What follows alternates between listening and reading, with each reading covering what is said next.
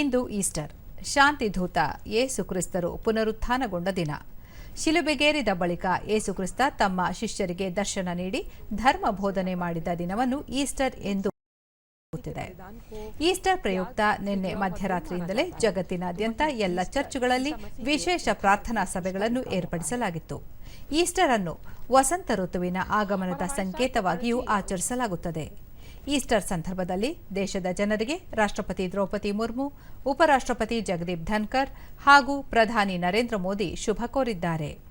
Jesus ಪುನರುತ್ಥಾನದ ಈ ದಿನವು ಪ್ರೀತಿ ಸಹಬಾಳ್ವೆಯ ಸಂಕೇತವಾಗಿದೆ ಎಂದು ರಾಷ್ಟ್ರಪತಿ ತಮ್ಮ ಸಂದೇಶದಲ್ಲಿ ತಿಳಿಸಿದ್ದಾರೆ. ಜಗತ್ತಿಗೆ ಕ್ಷಮೆ ಹಾಗೂ ಶಾಂತಿಯ ಸಂದೇಶವನ್ನು ಸಾರಿದ ಯೇಸು ಕ್ರಿಸ್ತನ ಬೋಧನೆಗಳು ಮಾದರಿಯಾಗಿವೆ ಎಂದು ಉಪರಾಷ್ಟ್ರಪತಿ ಜಗದೀಪ್ ಧನ್ಕರ್ ತಿಳಿಸಿದ್ದಾರೆ. ಪ್ರಧಾನಿ ನರೇಂದ್ರ ಮೋದಿ ತಮ್ಮ ಸಂದೇಶದಲ್ಲಿ, ಇಂದು ವಿಶೇಷ ದಿನ, ಸಹೋದರತ್ವವನ್ನು ಹೆಚ್ಚಿಸುವ ದಿನವಾಗಿದೆ.